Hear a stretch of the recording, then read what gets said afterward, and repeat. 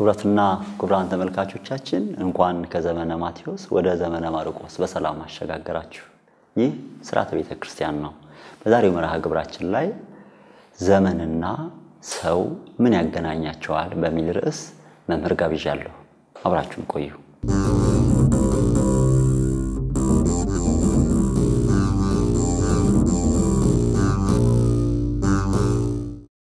መምህር እንኳን ደህና መጡ። እንኳን ደህና ቆዩ።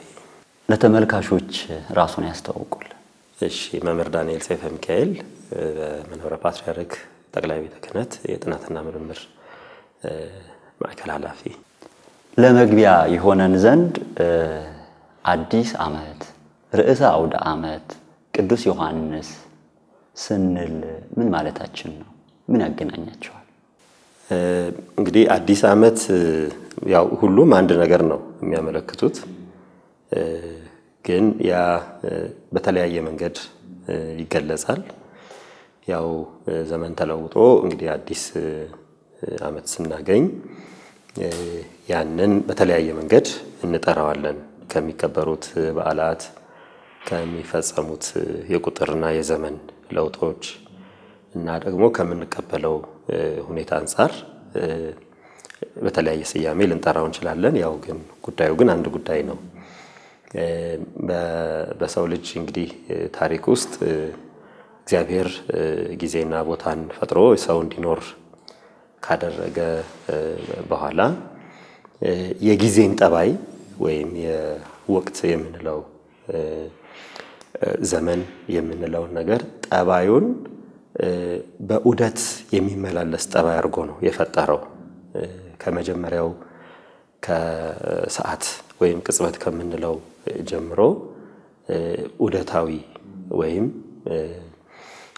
ማለት ቀጥ ብሎ በማይመላለስ ነገር በማይመለስ ሁኔታ የሚሄድ ሳይሆን የተወሰኑ ነገሮች በዑደት የሚመላለሱ አድርጎ ነው ጊዜን የፈጠረው። ይሄም ለምሳሌ አባቶቻችን በመጀመሪያ እግዚአብሔር ሰማይንና ምድርን ፈጠረ ብለው ሲሉ በመጀመሪያው ሰዓት፣ በመጀመሪያው ቃሉ፣ በመጀመሪያው ኃይሉ ለሰው በስነ ፍጥረት በመጀመሪያ አደረገበት ጥበቡ፣ ስነ ፍጥረትን በፈጠረበት ጥበቡ እነዚህን መጀመሪያ እያሉ ተናግረው ከዚያ በኋላ እስከ ዕለተ ዓርብ ድረስ 6 ቀን ይቆጠራል። ዮም አሃድ፣ ዮም እሁድ የምንለው፣ ዮም ሸኒ፣ ዮም ሰሉሲ እያለ በዕብራይስጡም በግዕዙም እንደሚቆጥረው ዓርብ ዕለት 6ኛ ቀን ይልና 7ኛውን ቀን እግዚአብሔር ቀደሰው፣ ባረከው፣ የተቀደሰ የተባረከ ቀን አደረገው እና እስራኤል ሁሉ ያንን ማለት ህዝቡ የሰው ልጅ ሁሉ ይሄንን ቀን እግዚአብሔር የሰጠውን ለሰው ልጅ የሰጠውን ነገር እያሰቡ 5 ቀን እንግዲህ ፈጥሮ 6ኛ ቀን ሰውን ፈጥሮ 6 ቀን የፈጠረውን ፍጥረት ሁሉ ለሰው ልጅ ሰጥቶ የሰው ልጅ ስም እንዲያወጣለት አድርጎ እንዲገዛው እንዲመራው አድርጎ በባለቤትነት ባደራ ሲሰጠው ይሄንን እያሰበ አምላኩን እንዲያመሰግን እንዲቀድስ 7ኛውን ቀን የተቀደሰ የተባረከ ቀን አደረገው። ከ7ኛው ቀን በኋላ 8ኛ ቀን እያለ አልቀጠለ። መልሶ ሰኞ ወይ መልሶ እሁድ 1ኛ ቀን ነው ያለው። ስለዚህ ይሄ የሰሞን አውዱ በዚህ መንገድ አውደ ዕለት ተብሎ በዚህ መንገድ እንግዲህ የዕለታት ዑደት፣ የሳምንታት ዑደት፣ ከዚያ በኋላ የአውራህ ዑደት አለ፣ ከዚያ መጨረሻ የዓመት ዑደት አለ። የዓመት ዑደት ሰፊ ነው። በውስጡ ወቅቶችን በአራት የሚከፈሉ ወቅቶችን እና ደግሞ በ12 30 ቀን ባላቸው አውራህና 1 5 እና 6 በምትሆን ንዑስ ወር ወይም ተረፍ ወር በሱ ከፍሎታል። ከዚያ ውጪ በፀሐይ፣ በጨረቃ፣ በከዋክብት ዑደታት ከፍሏቸዋል። አሁን ይሄ ዑደት የስነ ልቦና ወይም የፍልስፍና ዑደት አይደለም። ተፈጥሮንም መሰረት ያደረገ ዑደት ነው። አሁን ዘመናዊው ሳይንስ እንኳን እንደሚለው ያው እንኳን ማረጋገጫ ያው ራሱ ሃይማኖቱ ቢሆንም በፀሐይ ዙሪያ የሚዞሩ አካላት አሉ። ያ ዑደት ከተነሳበት ቦታ አንድ ጊዜ ዞሮ መልሶ እዚያው ቦታ ይቆያል። ስለዚህ ይሄ ዑደት ራሱን ይደግማል ማለት ነው። መልሶ እንደገና ከተነሳበት ቦታ እንደገና ይነሳል። ይሄ አንድ ጊዜ ዞሮ የሚገጥሙበት ዑደት ነው ዓመት የተባለው። ዕለት የተባለው ደግሞ ያው አሁን በዘመናዊ ሳይንስ ሐሳቤ መሬት በራሷ ዛቢያ ላይ ስትሽከረከር አንድ ጥቅል ሽክርክሪት ስትሞላ የሚፈጠር የ24 ሰዓት ኩነት ሆኖ እናገኘዋለን። ያው ትርፍ ሰዓቶች እንዳሉ ሆኖ ማለት ነው። ስለዚህ ዑደት የሚለው ምን ያመጣል? አንድ ጊዜ ዙረት ዞሮ መልሶ ቦታው ሲገኝ ያ አንዴ ፈጽሞ አዲስ ሲጀምር አዲስ ዑደት ይሆናል ማለት። ስለዚህ አውደ ዓመት የተባለው እሱ ነው። አንድ ጊዜ ዞሮ የሚገጥመው ዑደት ማለት ነው። አዲስ ዘመን የተባለው ደግሞ ያን መጀመሪያ የጀመረውን ዑደት ጨርሶ አዲስ ዑደት የሚጀምርበት ስለሆነ ያ ደግሞ አዲስ ዓመት ተባለ ማለት ነው። ርዕሰ አውደ ዓመት የተባለው ለበዓላት እና ለቤተ ክርስቲያን ለሥርዓት አምልኮ የሥርዓት አምልኮ ቃል ነው። ያ በዓመቱ የሚከበሩት በዓላት በዓመቱ የሚፈጸሙት ሥርዓት በሙሉ መጀመሪያቸው ርዕስ ማለት መጀመሪያ ማለት ነው አንዱ ትርጉሙና መጀመሪያቸው መስከረም 1 ነው። ስለዚህ ርዕሰ አውደ ዓመት ማለት የዓመቱ ዑደቶች በዓመቱ ዑደት ውስጥ የሚከበሩት አበይትና ንዑሳን በዓላት አጽዋማት የልዩ ልዩ ወቅቶችን መሰረት አድርጎ የሚፈጸመው ሥርዓት አምልኮ መጀመሪያ ስለሆነ መስከረም 1 ቀን ርዕሰ አውደ ዓመት ይባላል ማለት ነው። የዓመቱ የሚከበሩት ሁሉ መጀመሪያቸው ርዕስ ማለት እንግዲህ መጀመሪያ ጥንት መነሻ ማለት ስለሆነ የዚያ መጀመሪያ ነው ለማለት ነው። ምን ቀረ? ርዕሰ አውደ ዓመት አዲስ ዓመት ቅዱስ ዮሐንስ የተባለው ዮሐንስ መጥምቅን ነው ምን ዘክረው ዮሐንስ መጥምቅን ነው። ዮሐንስ መጥምቅ ምትራተ ርዕሱ ወይም ሰማዕትነትን የተቀበለው መስከረም 2 ቀን ነው። ወደ መስከረም 1 አምጥተው ቅዱስ ዮሐንስ የብሉይ ኪዳን ዘመን ማብቃቱን የሐዲስ ኪዳን ዘመን መጀመሩን መንገዱን ጥረጉ ጥርጊያውን አዘጋጁ እያለ ከእውነተኛው አምላክ እኛን ሊያድን ከሚመጣው ከጌታችን ከመድኃኒታችን ከኢየሱስ ክርስቶስ በፊት ቀድሞ መንገዱን የሚጠርግ ፀሐይ ፍኖት የተባለ ዮሐንስ እሱን ምን ዘክርበት ስለሆነ ያ ሽግግር የዮሐንስ ስብከትና የዮሐንስ ምስክርነት ከሐዲስ ኪዳን ወደ ብሉይ ኪዳን ለምናደርገው ሽግግር ልዩ መልእክት እንዳለው ሁሉ ይሄንንም ቀን ያው ያለፈውን ዓመት እንግዲህ አለፈ ያንን ያለፈውን አሮጌ ብሉይ ያለፈ ዓመት ያለፈ ዑደት እንለዋለን። እሱን አልፈን አዲስ ዓመት የምንቀበልበት ቀን ላይ ቅዱስ ዮሐንስን እንዘክራለን። ስለዚህ ቅዱስ ዮሐንስ የምንለው ደግሞ በመጥምቀ መለኮት ቅዱስ ዮሐንስ በዓሉ ዓመታዊ በዓሉ ስለሆነ ነው። ስለዚህ ርዕሰ አውደ ዓመት ዮሐንስ የምንለው በሱ ስለምንጀምር ነው። በዓሉን በእውነተኛው ምስክር በጣም ጥልቅ የሆነ ሃይማኖትና ምግባርን ያስተማረን ጠማማው ይቅና የጎበጠው ይቃና የሻከረው ይለስልስ ቸርነትን አድርጉ ፍትህን አታዛቡ ያላችሁን አካፍሉ እያለ ነዋ በግኡ ለእግዚአብሔር ዘያት ኃጢአት ዓለም የእግዚአብሔር ዓለምን ኃጢአት የሚያስወግድ የሰው ልጅ ድህነት የሚፈጽመው የእግዚአብሔር በግ እያለ ያስተማረ የሰበከ ዮሐንስ ምስክርነቱ በጣም ድንቅ ነው። ጌታችንም ከሴቶች ከተወለዱ ሁሉ ዮሐንስን የሚያክለው የለም ብሎ ክብሩን መስክሮለታል እንደ አምላክነቱና ይሄንን አብረን እንዘክረው ያው በረከቱን ባርክልን አውደ ዓመቱን ባርክ እያለን በሱ ስም በዓሉን እናከብራለን። እንግዲህ የበዓላቱም በኩር ሆኖ የበዓላቱ መጀመሪያ ርዕስ ስለሆነ ርዕሰ አውደ ዓመት ዮሐንስ እንለዋለን ማለት ነው። ተመልካቾች በዛሬው መርሃ ግብራችን ላይ ዘመን ከሰው ልጆች ጋር ያለውን አንድነትና ልዩነት እያነሳን እንቆያለን። ካፍታ ቆይታ በኋላ ተመልሰን እንገናኛለን።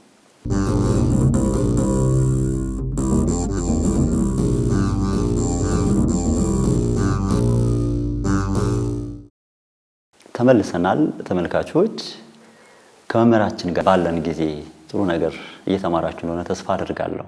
ደግሞ ከመምህራችን ጋር ያለን ቆይታ እንቀጥላለን። አብራችሁ ነው። ዘመን ከሰው ልጆች ጋር የሚያገናኘው ነገር ምንድነው? ዘመንና ሰው እንግዲህ የማይነጣጠሉ ነገሮች ናቸው። ምክንያቱም ምንድነው የሰው ልጅ በዘመን የተወሰነ ህይወት ያለው ፍጡር ነው መጀመሪያ ያለው እና አንዱ ያው ሰው ከእግዚአብሔር ፈጣሪ እንደመሆኑ ሐልወቱ ወይም ህላዌው በዘመን አይሰፈርም። ለመገኘቱም ጥንት የለውም። ወደፊትም ደግሞ ጨረሻ የለውም። ስለዚህ ዘመን አንቆጥርልም ለእግዚአብሔር። ለሰውና ለስነ ፍጥረት ግን ዘመን እንቆጥራለን። ስለዚህ የሰው ህይወቱ በአጠቃላይ በዘመን የተሰፈረ ነው። የህይወቱ መስፈሪያ ነው ዘመን። የድርጊቱ የእያንዳንዱ እንቅስቃሴው የሚሰፈረው በዘመን ነው። አሁን ሰውን ልጅ የምንለው በእድሜው ነው። ወጣት ወይም ደግሞ አረጋዊ ወይም ደግሞ ጎልማሳ የምንለው በኖረው ዘመን ስፍር ነው እና ያ ህይወቱ በዘመን የተሰፈረ ነው። እያንዳንዱ እንቅስቃሴው የዕለትም የወርም የዓመትም እንቅስቃሴው በዘመን የተሰፈረ ስለሆነ የሰው ወዶም በምንም በግዱም ይሁን ወዶ ህይወታችን በዘመን የተሰፈረ ነው።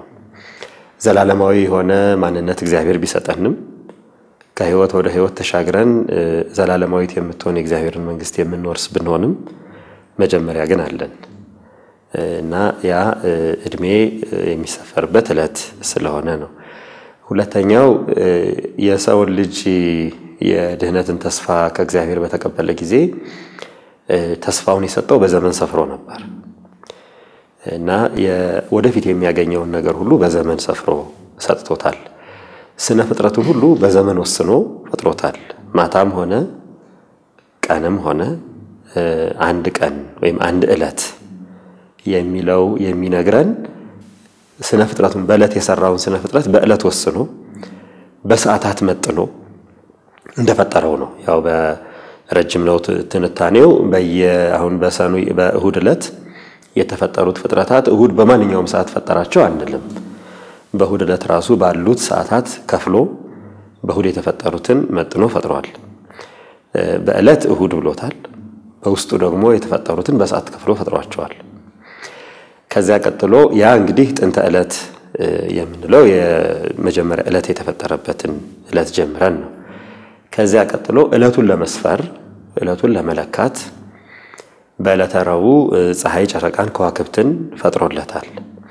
ይሄ ደግሞ በእነዚህ ዑደቶች በፀሐይ በጨረቃና በከዋክብት ዑደት ወይም መሬት ራሷ በምታደርገው ከነዚህ አካላት ጋር በምታደርገው መስተጋብር የሚፈጠሩትን የቀንና የሌሊት የወቅቶችና የአዝማናት መፈራረቅ ደግሞ ዕለቱን መቁጠሪያ እንዲኖረው ማለት ከሆነ ቦታ መጀመር ያለበት ቁጥር ሁሉ ጊዜ መጀመር ያለው የት ይጀምር የሚለውን እንዲሰፍር እና ያው አሁን ቅድም እንዳልነው አውደ ፀሐይ ስንል በፀሐይ ዑደት አንድ ዓመት 365 ቀን ከአንድ አራተኛ ያው ትርፍራፊ ደቂቆቹ እንደተጠበቁ ሆነው በፀሐይ ስንሰፍር 354 በከዋክብት ስንሰፍር እንደ ከዋክብቱ ሩቅ ከዋክብት አሉ። በአራት ዓመት አንድ ጊዜ ዑደት የሚጨርሱ ከዋክብት አሉ።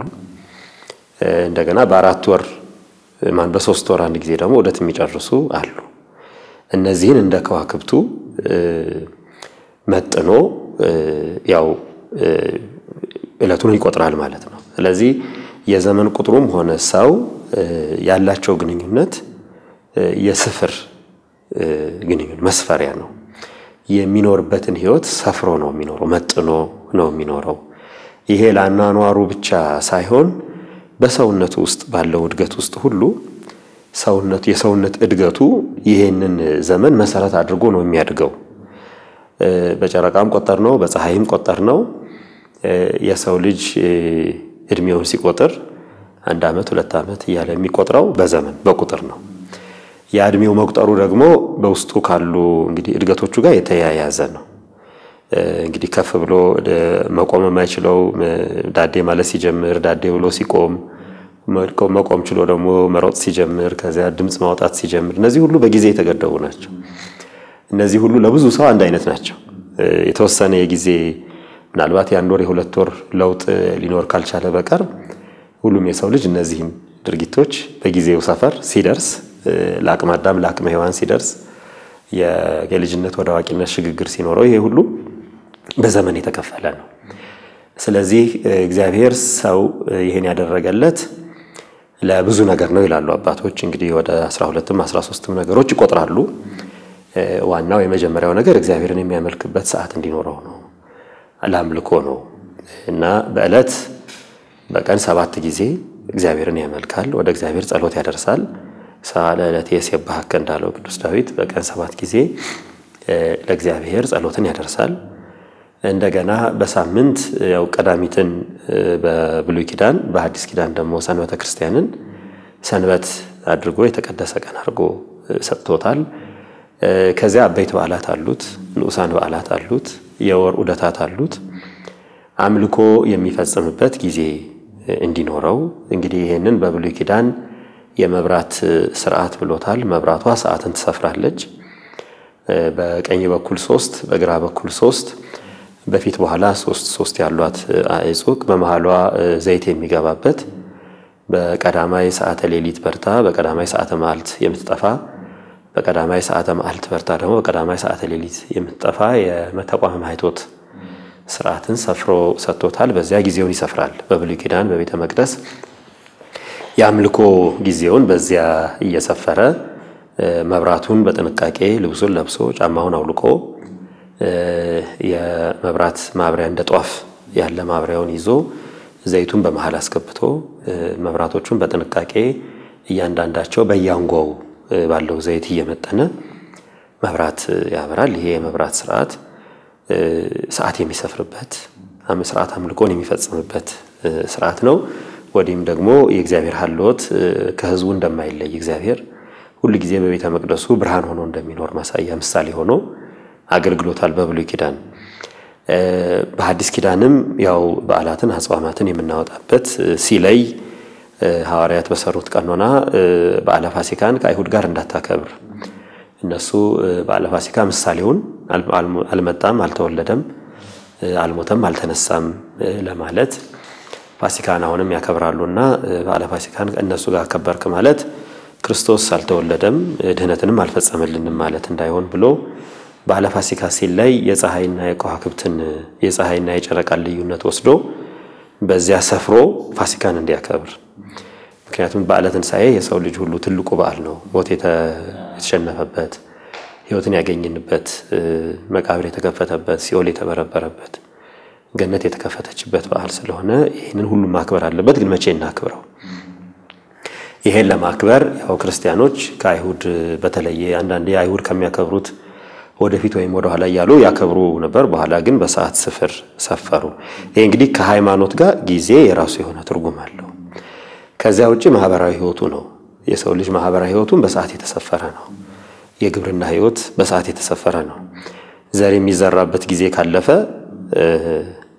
ያቺ መዝሪያ ዘር የምትዘራበት ጊዜ ካለፈች ከዚያ በኋላ ቢዘራ ያው ወይ ደርቆ ይቀራል ወይ በስብሶ ይቀራል እንጂ ዘር አይበቅልም።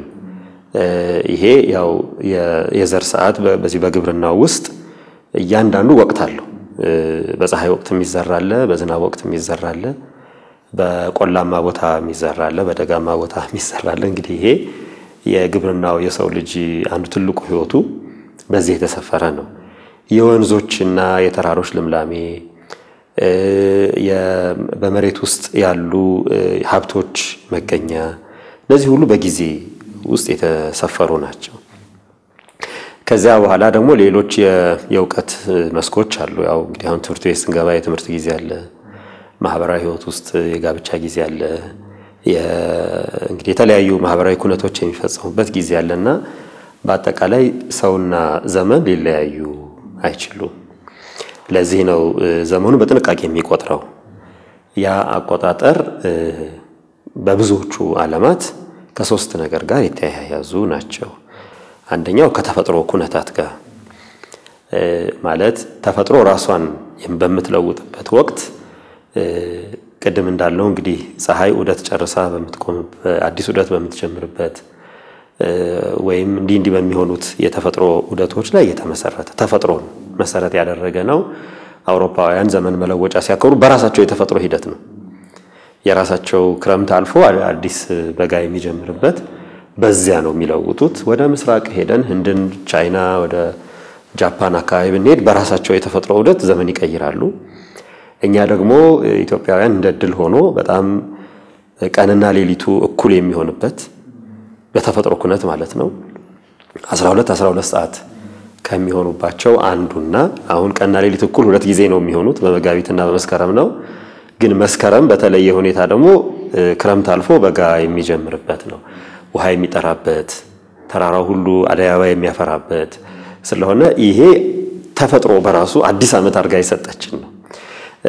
መምህራን አባቶችም ሊቃውንትም ይሄንን አይተው ነው ዓለም የተፈጠረበት ተፈጥሮ በእንዲህ አይነት መንገድ ራሷን የምታድስበት ስለሆነ የዘመን መለወጫችን ይሁን ብለው የወሰኑት እግዚአብሔር ወስኖ የሰጣቸው ነበሩ። ለምሳሌ ዕብራውያን መጋቢት 29ን ይህ ወር ይህ ቀን የዓመት መለወጫ ይሆናችሁ ብሎ እግዚአብሔር ብሏቸዋል። ግን ያንን የሚለውጡት የሥርዓት አምልኮ ዓመቱን ነው እንጂ የሚለውጡበት መደበኛውን ዓመታቸውን አይለውጡበትም። ልክ እንደዚህ አንዱ ተፈጥሮ ነው። ሁለተኛው በሰው ልጅ ሕይወት ውስጥ የተከሰቱ አበይት ክንውኖችን መሰረት ያደረጉ ናቸው። ለምሳሌ ጌታችን መወለድ እና እነዚህንም የመሰሉ ከዚህ ጋር ትይይዝነት ያላቸው የተገኙ ሴቶች ምድር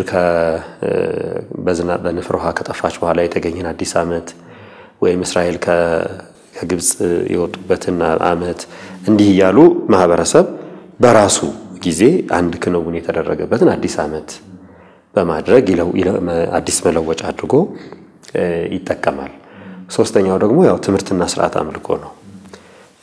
ይሄ ደግሞ ያው በየአምልኮው በተለያዩ ዓለም ሀገራት ልዩ ልዩ አምልኮ ያላቸው ማህበረሰቦች ከአምልኳቸው ጋር በተያያዘ ምናልባት የሃይማኖቶቻቸው መስራቾች ወይ የተወለዱበት ወይ ያረፉበትን ቀን ወይም አንድ ተአምር የሰሩበትን ቀን ለምሳሌ በግሪክ የጣዖት አምልኮ ውስጥ በተለይ ከቬኑስና ፕሉቶ አፖሎ ጋር በተያያዘ የሚያነሷቸው የዘመን ዑደቶች ነበሯቸው። በግሪኮ ሮማን ትውፊት ከቄሳር ጋር የተያያዘ የዘመን መለወጫ ነበራቸው። ቄሳራዊ ስርዓት ከጀመረበት ጊዜ ጀምሮ እንዲህ ያረጉ ኩነታቶችን ለውጧል። የኛ የኢትዮጵያውያን ለየት የሚያደርገው እንግዲህ ዘመንና ማህበረሰብን ያገናኘው ተፈጥሮ ጋር በማስተሳሰር ነው። በአብዛኛው በምዕራቡ ዓለም እንዲህ አይነት ነገሮች አሉ።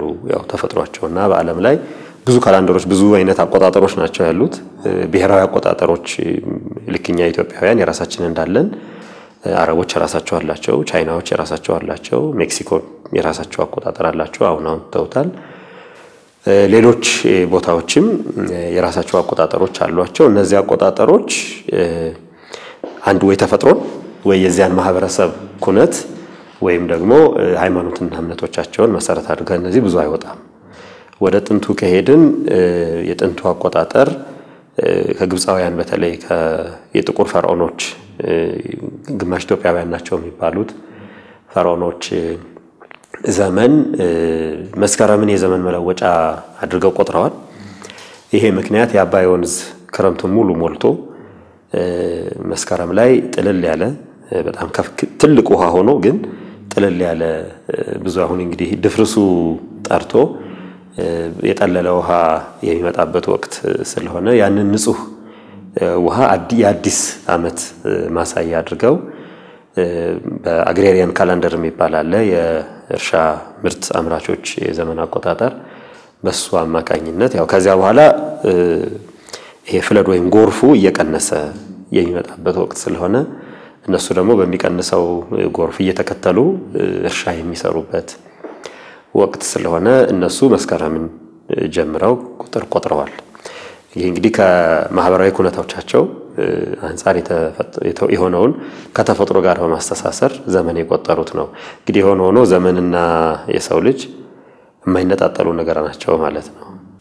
ተመልካቾች በዛሬው መርሃ ግብራችን ላይ ዘመን ከሰው ልጆች ጋር ያለውን አንድነትና ልዩነት እያነሳን እንቆያለን። ካፍታ ቆይታ በኋላ ተመልሰን እንገናኛለን።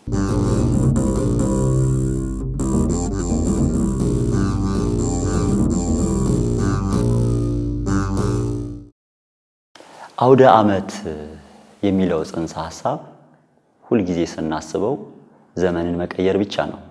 ሰው ግን ራሱን መቀየር አያስብም። ክርስቲያኖች የምንለወጥበት በዓል የምንለወጥበት ዓመት ይሆንልን። ወደ መምህራችን እንመለስ። መልካም መምህር፣ ቤተክርስቲያን አዲስ ዓመት እንዴት ትቀበላለች? በቅድስት እናት ቤተክርስቲያን ሥርዓት አንድ ዘመን ሲያልቅ የአንድ ዓመት ሥርዓት አምልኮ ተፈጽሞ የሚቀጥለው ሥርዓት አምልኮ የሚጀምርበት ቀን ነው። ቀደም ሲል እንዳነሳ ነው ለምሳሌ ቅዱስ ዮሐንስን ርዕሰ አውደ ዓመት ብለናል። ስለዚህ ወላዴ መጥቅ ወአበቅቴ ብለው ያው በማህሌት ያነሱታል። እንግዲህ በክንውኑ ያው ሥርዓት አምልኮ በጣም አስደሳች የሆነ በጣም ማራኪ የሆነ የማህሌት ሥርዓት አለ ሌሊት የሚከወን። ከዚያ በኋላ ደግሞ ያው ከዚሁ ጋር ተያይዞ በአመቱ እንግዲህ በቤተክርስቲያን ብዙ አቆጣጠሮች ናቸው ያሉት። አንዱ ያው መደበኛውን ያው ማህበረሰብ የሚቆጥረውን ዘመን ያው ታበስራለች። ሁለተኛው ያው በአመቱ የአጽዋማት የበዓላት መገኛ በሆኑት በአበቅቴና በመጥቅ መሰረት ያው ተውሳኩን ዑደታቱን በሚገባ አውጥተው ሊቃውንት አባቶች በዚያ ዓመት መቼ ጾም እንጀምራለን፣ መቼ ጾም እንጨርሳለን፣ በየትኛው ቀን በዓለ ትንሣኤን በየትኛው ቀን በዓለ ስቅለትን እናከብራለን፣ እነዚህን በሚገባ ወስነው የበዓላቱን ዑደታት ያውጃሉ። ይሄ ማዋጅ ያው መስከረም በዚሁ በዘመነ መለወጫ ይሄ እንግዲህ የሥርዓት አምልኮ ነው። ከዚያ ውጪ እንደገና ዑደቱን ጀምረው የዚህ አዲሱን ዓመት ዑደት ጀምረው የሚከበሩት በዓላት እንደ አዲስ ለእመኮን የሚባሉ አንዳንድ ጊዜ በ7 ዓመት ወይም በየቤልዩ የሚመጡ ካልሆነ በስተቀር መደበኛ የሆኑት የሥርዓት አምልኮ ሥርዓቶች እንደ አዲስ እንደገና የሚጀመሩበት ስለሆነ ያም ይበሰራል። ከዚያ ውጪ ሌሎች ጉዳዮች አሉ እንግዲህ ያው ከወቅቶች ጋር የተያያዙ ለምሳሌ በድጓ ሥርዓት ያው የድጓው የራሱ አዲስ ሥርዓት የሚጀምርበት ነው። በቅዳሴው ያው የቅዳሴው ሥርዓት የግጻዌው በዚያ የሚጀምርበት ነውና ይሄ ሁሉ በእያንዳንዱ በቁጥሩ የሚጀምረው አዲሱ ዓመት ሲጀመር ነው። ስለዚህ ቤተክርስቲያን ያው እነዚህን ያለፈውን ዓመት አሳልፎ አዲሱን ዓመት የሰጠን በማለት ታውጃለች። ከዚያ ቀጥሎ ያው ዘመኖቹን ደግሞ የከፈለችባቸው የሰየመችባቸው ልዩ ልዩ ስያሜዎች አሉ። ለምሳሌ በወንጌላውያን አሁን ከዘመነ ቅዱስ ማቴዎስ ወደ ዘመነ ቅዱስ ማርቆስ እንኳን በሰላም አሸጋገራችሁ ብላ ወንጌል የተከፈለበት ያው ወንጌል ብዙ ነገር ነች ለቤተክርስቲያን። ወንጌል መንግስተ ሰማያት ናት፣ ወንጌል ተስፋ ናት፣ ወንጌል መድኃኒታችን ኢየሱስ ክርስቶስ ነውና ይሄን ሁሉ እንግዲህ አባቶቻችን ወንጌል ተስፋ፣ ተስፋ መንግስተ ሰማያት፣ ወንጌል እግዚእነ ኢየሱስ ክርስቶስ እያሉ ወንጌልን ለወንጌል ያው ቤተክርስቲያን ትልቅ ቦታ አላትና ያንን ዓመቱን ራሱ ከፍላ የምትረዳው በአራት ዓመት የሚመጡትን ዑደታት በወንጌላውያን ከፍላ ታስተምራለች። በዚያ ውጭ እንግዲህ ከዚያ አልፎ ያው በእነዚያ ወንጌላውያን ዓመታት የሚደረጉ መንፈሳዊ ክንውኖችን በሙሉ በዕለታቸው በሰዓታቸው ሰዓቱ ሳይዛነፍ እግዚአብሔር ሰዓቱን አክብሮ ለአዳም የሰጠውን ተስፋ ለመፈጸም 5500 ዘመን በኋላ አድናለሁ ሲል የአይን ቅጽበት ያህል እንኳን ሰዓት አልዘገየም። ስለዚህ እግዚአብሔር አይዘገይም። ሰዓቱን በሚገባ አክብሮ እኛም የሰው ልጅ በእናቱ ማህፀን ተጸንሶ የሚወለድበትንም ሰዓት አያዛባም። ስናድግም በየእድገታችን ያሉትን ተፈጥሮ ኩነቶች ቃሉ አይለወጥም። ይሁን ያለው ቃሉ አይለወጥም። ስለዚህ የሰው ልጅ ያንን ጊዜ እግዚአብሔር የሰጠውን ጊዜን የሰጠው የሚኖርበትን ጊዜ የሰጠውን አምላክ እያመሰገነ እንዲኖር ከጊዜ ጋር የተያያዙ ትምህርቶችን ታስተምራለች። ለዘመንን መቀበል አዲስ ዘመንን መቀበል ማለት ለቤተ ክርስቲያን ብዙ ነገር ነው። እግዚአብሔርን የምናመሰግንበት፣ የምናመልክበት፣ ስሙን የምንቀድስበት፣ ክብሩን የምናውጅበት አዲስ ዓመት ሰጠን ብለን ነው። ያ ዓመት የእግዚአብሔር ዓመት ነው። ሰዓቱ ጊዜው እንደውም አባቶች የጊዜያት የዘመናት ባለቤት ይላሉ። እግዚአብሔርን ሰዓትን ዘመንን ወስኖ ፍጥረትን የፈጠረ ብሏል ቅዱስ ጳውሎስም። ስለዚህ ያ የዘመን ባለቤት እግዚአብሔር ነውና አዲስ ዘመን እሱን የምንቀበልበት እሱን የምናከብርበት ዘመን የሰጠን አምላክ የተመሰገነ ይሁን ብላ ያንን ታከብራለች። ሌላው ደግሞ በጣም ልዩ የሆነው ነገር አሁን የመጨረሻው ዘመን እንጠብቃለን። ሁሉም ክርስቲያኖች በመላው ዓለም ክርስቶስ ዳግመኛ ይህን ዓለም ለማሳለፍ ይመጣል ብለን ተስፋ እናደርጋለን። ስለዚህ ያንንም ዘመን ደግሞ የምንጠብቅበት የምንዘክርበት ነው። ዘመን ስንቀበል ዘመኑ መቼ እንደሆነ አናውቅም፣ ሰዓቱን መቼ እንደሆነ አናውቅም፣ ግን እንደሚመጣ እናምናለን። ይህን ዓለም እንደሚያሳልፍ በሕያዋንና በሙታን ላይ እንደሚፈርድ ሁሉንም እንደየሥራው እንደ ዋጋውን እንደሚሰጠው እናምናለን። ስለዚህ ያንንም በመዘከር እንግዲህ በመንግስትህ ለዘላለም ፍርድ በመጣህ ጊዜ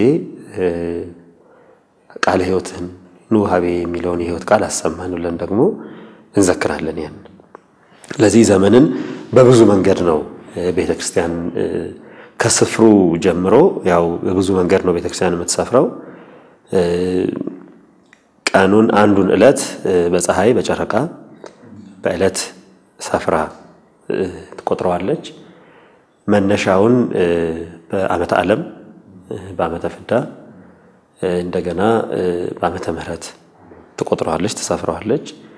ሌሎቹም ማህበረሰቦች የሚጠቀሙትን ሐሳበ ሮሜ፣ ሐሳበ ተንባላት ያለች ሐሳበ ሰማዕታት መከራን የተቀበሉበትን ዘመን እየዘከርን ያቺ እያንዳንዷን ቀን ከተለያየ መነሻ በመስፈር ለዚህ ቀን ያበቃን አምላክ የተመሰገነ ይሁን በማለት በሚገባ አይደለም አዲሱን ዘመን እያንዳንዱን ዕለት ጸሎት የምንጀምረው ዘመኑን ሰፍረን ነው ቆጥረን ነው።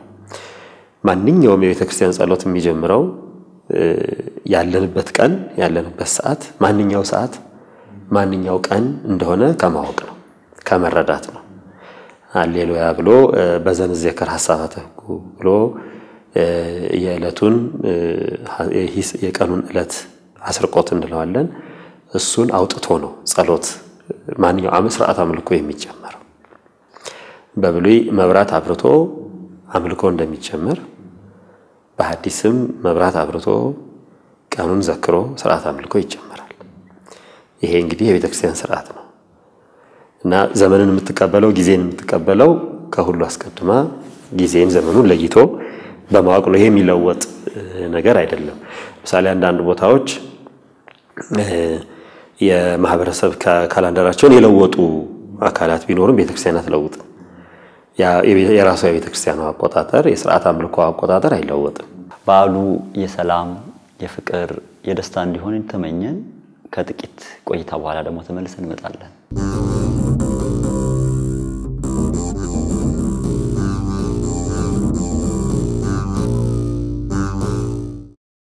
የምንለወጥበት በዓል የምንለወጥበት ዓመት ይሆንልን። ወደ መመራችን እንመለስ። የቅድሳት መባረክ ነው። ምእመናን ራሳቸውን እንዲያስባርኩ ወይም ወደ ቤተክርስቲያን እንዲመጡ ከሥርዓተ ቤተክርስቲያን አንፃር ምን መደረግ አለበት ይላሉ? አጁ አንዱ እንግዲህ አዲሱ ዘመን ያው ማንኛውም ነገር ሲጀመር በእግዚአብሔር ስም መጀመር ይሄ ነው የቤተክርስቲያናችን ሃይማኖታዊ ድንጋጌ ነው። ለእግዚአብሔር ክብር ማድረግ አሁን ያ የቡራኬው ሥርዓት በቤተክርስቲያን የሚደረገው እንኳንስ አይደለም በቤተ መቅደስ የምንገለገልባቸውን በክርስቲያናዊ ሕይወታችን የምንኖርባቸውን ቀርቶ ጊዜውን ራሱ አባቶች ይባርካሉ። ይሄኛው ዓመት የተባረከ ዓመት ይሆንላችሁ ብለው በአራቱ ማዕዘን ጊዜውን ይባርካሉ። መካናቱ ሁሉ ይባረካሉ። ባህሩ፣ ውቅያኖሱ፣ እጽዋቱ፣ ተራራው፣ ሁሉም ለሰው ልጅ ጥቅም ለሰው ልጅ ረፍት ጥቅም ይሆን ዘንድ እግዚአብሔር ጊዜውን ከሰጠህን ጊዜውን ባርክልን የተቀደሰ ጊዜ አድርግልን በእነዚህ ጊዜያቶች ውስጥ እንግዲህ ጽድቅም ሰራን ኃጢያትም ሰራን ባለን ጊዜ ነው እና ጽድቅ የምንሰራበት ሰው ከሰው የሚግባባበት የሚዋደድበት የአጋንንት ጸባ አጋንንት የአጋንንት ተንኮል ሴራ የሚከሽፍበት መጥፎ ስራ ሁሉ የሚርቅበት ጊዜ እንዲሆንልን አባቶች ይባርካሉ ጊዜውን እንግዲህ ያው የእምነት ሥርዓት ነው በቤተ መቅደስ ያው አስርቆቱን የሚያወጡት እና በአጠቃላይ ባህር ሐሳቡን የሚያወጡት አባቶች ቀሳውስት ከሆኑ ራሳቸው ይባርካሉ አለዚያ ከነሱ የሚበልጥ ሲኒየር የምንለው ከፍ ያለ አባት ጳጳስ ካለ በዚያ ሥርዓት የሚፈጸምበት ቦታ ይባርካል ሁሉንም አራቱም ማዕዘን ምን በላው ምግብ የሚበቅለው ሳር ለከብቱም ለሰውም የሚሆነው ሁሉ የተባረከ እንዲሆን ካለፈው ዓመት የተሻገረ ደዌ ተስቦ ወረርሽኝ ተዛማጅ በሽታ ቢኖር በዚህኛው ዓመት እንዳይሻገርብን ያው በምህረቱ እንዲያርቅልን ይባረካል እና የዚህ የቡራኬ ሥርዓቱ ብዙ ነገሮችን ነው የሚነካው እና ያው በግዑዛኑም በረቂቃኑም ላይ ቡራኬ ይደረጋልና ይሄ ያው የሃይማኖታዊ ሥርዓት ነው አምነን ደግሞ ያው ለምንቀበለው ለኛ ልዩ ትርጉም አለው ይሄን ዓመት እንደው አይደል ካለፈው ዓመት ይዘናቸው ያለፍናቸው የመጣናቸው አንዳንድ ያልተገቡም ነገሮች ካሉ እግዚአብሔር በዚያው ይቅር እንዲለን አዲሱን ዓመት ደግሞ አዲስ የተቀበልነውን ዘመን እሱን ለማገልገል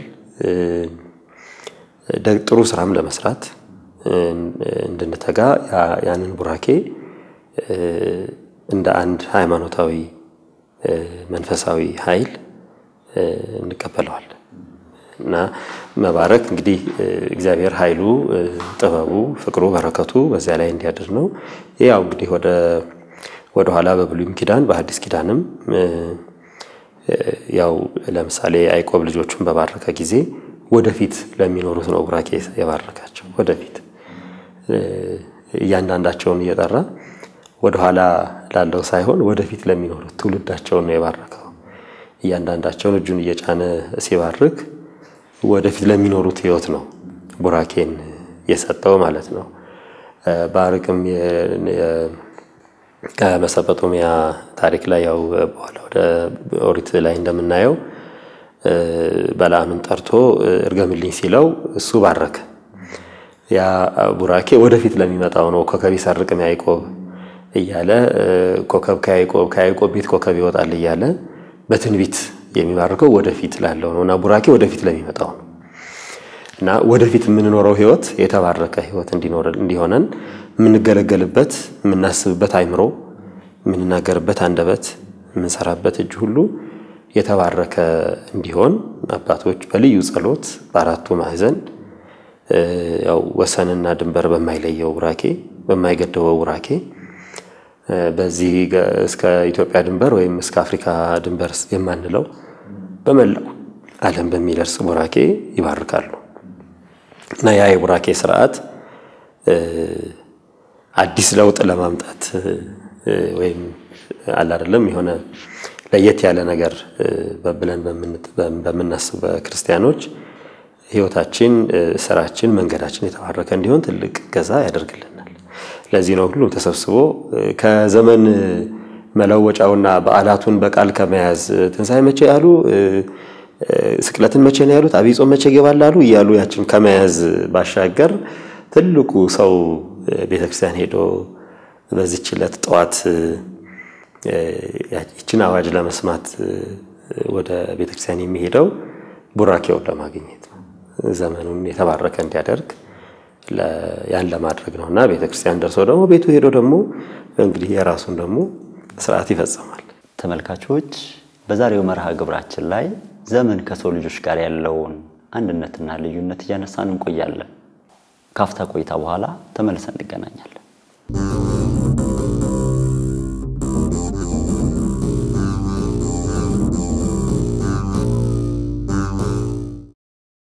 ተመልሰናል ተመልካቾች ከመምህራችን ጋር ባለን ጊዜ ጥሩ ነገር እየተማራችሁ እንደሆነ ተስፋ አድርጋለሁ ደግሞ ከመምህራችን ጋር ያለን ቆይታ እንቀጥላለን አብራችሁ ነው ወደ መጨረሻው ጥያቄ መተናል መምህር በአዲስ ዓመት ከሚደረጉ ለማዳዊ ኩዋኔዎች መካከል የጎመን ድስት ውጣ የምንቸት ድስት ግባ ማለት ቤትን ፌጦ መርጨት ወይም ፌጦ መመገብ ለበዓል ደም ማፍሰስ ይገባል ብሎ በግን ወይም ዶሮ ለማረድ መሞከር ይስተዋላል ይህ ከሥርዓተ ቤተክርስቲያን አንፃር እንዴት ይታያል ወነማማት የምንፈጽማቸው ነገሮች በሙሉ በቀኖና የተወሰኑ ናቸው በአብይ ጾም ወይም ከዚያው ጫሁን ልደትን በዓል ልደትን ስናከብር ቅዳሴው የሚቀደስበት ሰዓት በዚያ ሰዓት የምናከብረው ከጾሙ ከበዓሉ በፊት የምናደርገው ጾም በእለቱ የሚፈሰከው ፋሲካ ማነው የጾሙ ፍች እነዚህ ሁሉ በቀኖና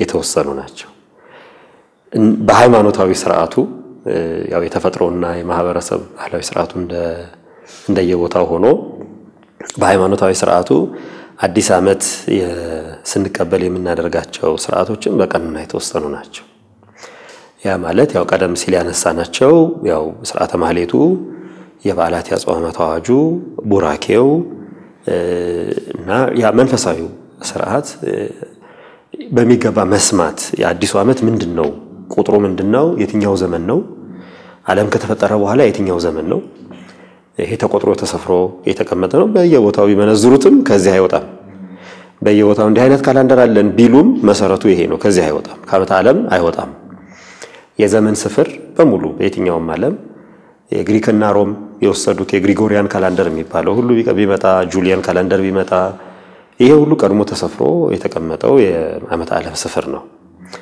ከዚያ ነው ሁሉንም የቀዱ ያው ለየራስ የተወሰደው አዲስ ነገር አይደለም ያው የኢትዮጵያ ቤተክርስቲያን ልዩ የሚያደርጋት ያንን ጥንታዊ አሁን አሉ ከሚባሉት ካላንደሮች ሁሉ በፊት ያለውን ሁሉ በቁጥሯ ውስጥ አካታ ሰፍራ መያዟ ነው ልዩ የሚያደርጋት ማለት ነው ሳትለውጥ የብሔራዊ ካላንደሯም ሁሉም ካላንደሯ አካል የሃይማኖት ካላንደሯም አካል አድርጋ መጠቀም መቻሏ ነው ኢትዮጵያ ልዩ የሚያደርጋትና ቤተክርስቲያንን ልዩ የሚያደርገው ከዚህ ባሻገር ልማዶች አሉ እነዚህ ልማዶች ከተለያየ ነገር ይመጣሉ አንዳንዶቹ ልማዶች ከተፈጥሮ ኩነታት ይመጣሉ ለምሳሌ የጎመን ውሃ የስጋ ውሃ እንደዚህ የሚባል ነገር ክረምቱን ከመናሳልፍበት ሁኔታ የሚመጡ ናቸው አንዳንዴ ያው በአመት ያመረትከው ያው ስትበላው ስትጠጣው ያልቃል እና አዲሱ ምርት እስኪደርስ ድረስ መቆጠብ ያስፈልጋል ክረምት ደግሞ ዝናብ ነው ቅዝቃዜ ነው ስራውም ማነስ ያለ ነው ግን ያው ጠያቂው ብዙ ሊሆን ይችላል ከብርዱም ከምኑም አንፃር ለዚያን ክረምት በተለያየ መንገድ አሳልፎ በጋው ሲመጣ ደግሞ በተስፋ የዘራው በቅሎ የበቀለው ለመታጨድ ደርሶ ክረምቱን ያው ብዙ ጊዜ ያው በተለይ በደጋማው ሀገራችን ክፍል መሬቱ ስለሚሸራተት ወንዝ ስለሚሞላ ለብዙ ሄድ ብሎ እንደ በጋው ጊዜ ከብቶች ሩቅ ቦታ አሰማርቶ ምናምን ለመጣት ብዙ ያስቸግራል ያ ስለሚሆን ያው ያ ነገርም ያልፍበት ወቅት ስለሆነ ይሄንን ሽግግር ለመግለጽ ያው እንግዲህ ጎመን ያተቀበሉ የሚልበት ትምርት ነውና ይሄ ንስሐ የምንቀበልበት ለአረል ደግሞ ለአዲሱ ዓመት የኃጢያት የክፋት የሴራ እቅድ ሳይሆን የበጎ ነገር እቅድ የምናቅድበት ላለፈው ዓመት ለና ለሰራናቸው በእውነት እግዚአብሔርን የምናመሰግንበት ጥሩ ላሰራኛ አምላክ ደህና ባልሰራንባቸው ደግሞ የምንጸጸትበትና እንዳንደግማቸው እግዚአብሔርን የምንለምንበት ወቅት ነው እንጂ ከምንም አይነት አንዳንድ ሟርቶች አሉ እምነት የሚመስሉ አንዳንድ ነገሮች አሉ ከነዚያ ጋር ብዙ አይገኝም ምሳሌ ሆኑ ግን ክርስቲያኑ ማህበረሰብ ያለፈው ዓመት ማለፉን ለመግለጽ አንዳንድ ምሳሌዎች አሁን ቅድም እንዳልነው እንግዲህ ጎመን እንደዚህ ምሳሌ የማህበራዊ ከምንም አምልኮ ጋር ከምንም ሟርት ጋር ያልተገናኘ ወይም ደግሞ ከቤተክርስቲያን አስተምሮ ያልተለየ ነገር ለምሳሌ ችቦ ማብራት የልጃገረዶች ሴቶች ልጆች የአበባዬ ብሎ አዲስ ተፈጥሮ የሰጣችውን አደይ አበባውን እግዚአብሔርና እንደ ተራሮችን በአደይ አበባ አስጊጦ አዲስ ዓመት እንድናይ ያደረገን አምላክ ማመስገን ልክ የኖህ ልጆች ከጥፋቷ በኋላ እግዚአብሔርን እንዳመሰገኑ ወይም ደግሞ ማርያም ከፈርዖን ስጥመት በኋላ ከበሮ ይዛ እግዚአብሔርን አዲስ የሆነ ማለት ጠላቶቻቸውን አጥፍቶ ወደ ምድረ ርስት የሚገቡበትን መንገድ እንዳስጀመራቸው የገለጸችበትን ሴቦሃ ያለችበት እነዚህ እንዳሉ ሁሉ ለአዲሱ ዓመት እግዚአብሔር ዘመንን አሳልፎ አዲስ ዘመን የሰጠን አምላክ የተመሰገነ ይሁን ብለው ቅዱስ ዮሐንስ መጣላችሁ እያሉ ከበሮ ይዘው በተለያየ መንገድ አደይ አበባ ጸጉራቸው ላይ አድርገው ሕፃናት ይዘምራሉ። እንዲህ አይነቱ ነገር ሃይማኖታዊ አይደለም ማንለው ነገር ነው ማለት መሰረቱ ያው እግዚአብሔርን ማመስገን አሳዳጊ አባትና እናትን ማክበር እግዚአብሔርን ያዘዘው አባትና እናትን አክብር ብሎ ታላላቆቻቸውን ማመስገን እንኳን አደረሳችሁ መባባል ራሱ ውስጥ እንኳን አደረሳችሁ የሚለው ውስጥ ራሱ እግዚአብሔር አለ። እግዚአብሔር እንኳን አደረሳችሁ ማለት ነው። እንኳን አደረሰን እሱን ነው ያደረሰን እግዚአብሔር ነውና ያንን እናደርጋለን። ይሄ በጎ ነገር ነው። ግን በተለያየ ልዩ አይነት አምልኮዎች አሉ በመላው ዓለማችን ከነዚህ አምልኮዎች ጋር ግን ያቀላቅሎ ባዕድ የሆኑ ወይም ደባል የሆኑ ነገሮችን ማምጣቱ ሃይማኖታዊ አይደለም፣ ቀኖናዊም አይደለም። በዓሉኛ በቅዳሴ በማህሌት በትምህርተ ወንጌል በቡራኬ በአዋጅ እና በተለየ የሆነ ማይጠንት ነው የምናከብረው እንጂ ሌላ የቤት ነገሮቹ አንዳንዶቹ ነገሮች ከእግዚአብሔር አምልኮ እንዳያስወጡን መጠንቀቅ አለብን፣ መጠየቅም አለብን። ይሄ ነገር ክርስቲያናዊ ነው ወይስ ክርስቲያናዊ አይደለም ብሎ መጠየቅ ያስፈልጋል። ምክንያቱም ሳናውቀው ሌሎች አምልኮዎችን በሃይማኖታችን ላይ ደርበን ደባል አድርገን እያፈጸምንም እንዳይሆን የተለያየ ዶሮ አርዶ ጠምዞ መጣል እንዲህ አይነት ነገሮች ብዙ ክርስቲያናዊ መሰረት የላቸውም፣ ክርስቲያናዊም አይደሉም። እንግዲህ መገኛቸው ሌላ ነው የሚሆነው እነሱ። ስለዚህ ቤተክርስቲያን ንጹህ አምልኮ ያላት በአምልኮ ውስጥ የምንቀበለው ቅዱስ ሥጋውና ክቡር ደሙን ብቻ ነው። ከዚያ ውጪ ሌላ ደም ለእግዚአብሔር ፍቅርና ለቤተክርስቲያን ፍቅር ለሃይማኖት ፍቅር የራሳችንን ደም በሰማዕትነት ከምናፈሰው በስተቀር ሌላ የአራዊትና የእንስሳ ደም ለቤተክርስቲያን አናደርግም፣ ለሥርዓት አምልኮ አናደርግም። እንግዲህ ትልቁ ነገር አዲስ ዓመትን ስናከብር ያለፈውን ዓመት በሰላም ያስፈጸመን አምላክ አዲስ ዓመት ስለሰጠን የምናመሰግንበት ቀን ነው። በዚህ ዕለት በእውነት ወደ ኋላ የተሻገሩ ቂሞችን በቀሎችን የምንተውበት በፍጹም ንስሐ እና በጥሩ ሆነ ልብ አዲሱን ዓመት ተቀብለን እግዚአብሔርን የምናመሰግንበት መሆን ነው ያለበትና ሀገራችን በትክክልም ብዙ የሰላም የፍቅር የአንድነት ስራዎች ልንሰራ ይገባናል። በአዲሱ ዓመት ያው በተለያየ መንገድ በሰላም ጦትም በተለያየ መንገድ የተጎዱ ወገኖቻችንን የምንጎበኝበት አገሩ ህዝባችን ሁሉ ሰላም የሚሆንበት አንድነታችን የቤተክርስቲያን አንድነት የሀገር ሰላም የበለጠ የሚረጋገጥበት ዓመት እንዲሆንልን እግዚአብሔር ያድርግልን አለው። ሀገሩን ሰላም ህዝቡን ደግሞ አንድ ያድርግልን፣ ቤተክርስቲያናችንን ይጠብቅልን። በዛሬው መርሃ ግብራችን ላይ ብዙ አስራፊ ነገር እንዳገኛችሁ ተስፋ እናደርጋለን። ዘመኑ የፍቅር የሰላም የደስታ እንዲሆንላችሁ እኛ እንመኛለን። ሳምንት በተለየ ርዕስ እንገናኛለን። መልካም ጊዜ ይሁንላችሁ።